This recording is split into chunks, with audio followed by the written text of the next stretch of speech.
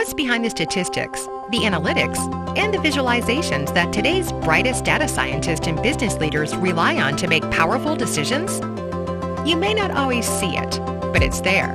It's called R, open source R, the statistical programming language that data experts the world over use for everything from mapping broad social and marketing trends online to developing the financial and climate models that help drive our economies and communities.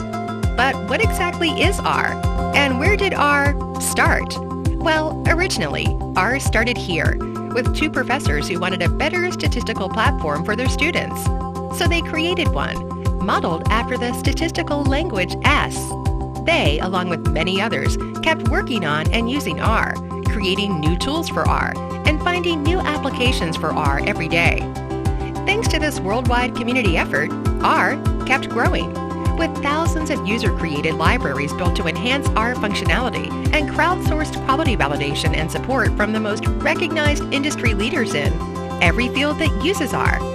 Which is great, because R is the best at what it does, letting experts quickly and easily interpret, interact with, and visualize data. Join the rapidly growing community of R users worldwide and see how open source R continues to shape the future of statistical analysis and data science.